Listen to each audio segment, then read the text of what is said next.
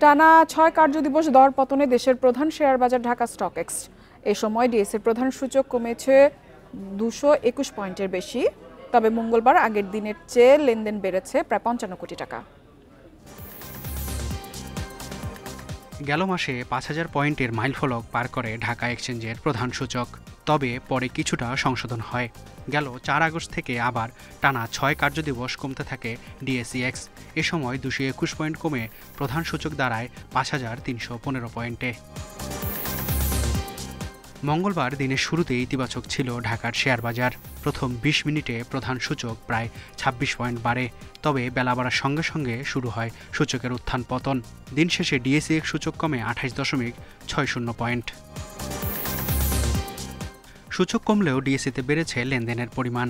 আগের দিনের চেয়ে 55 কোটি 64 লাখ টাকা বেড়ে আজ লেনদেন হয়েছে 666 কোটি 51 লাখ টাকা। হাতবদলে অংশ নেয়া 397টি কোম্পানি ও মিউচুয়াল ফান্ডের মধ্যে দর বেড়েছে 115টি প্রতিষ্ঠানের শেয়ারের, কমেছে 222টি এবং অপরিবর্তিত 60টি প্রতিষ্ঠানের শেয়ার দর।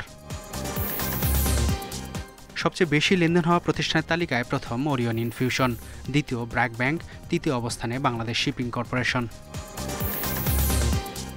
শতাংশের দিক থেকে দরবৃদ্ধির তালিকায় প্রথম ইয়াকিন পলিমার, সিলভা ফার্মাসিউটিক্যালস দ্বিতীয়, তৃতীয় মিথুন নিটিং অ্যান্ড ডাইং। অন্যদিকে চট্টগ্রাম স্টক এক্সচেঞ্জে সার্বিক সূচক 84.93 পয়েন্ট কমে অবস্থান করছে 14,940 পয়েন্টে। লেনদেন 22 কোটি 98 লাখ টাকার শেয়ার। মেহেদী হাসান, ইন্ডিপেন্ডেন্ট নিউজ, ঢাকা।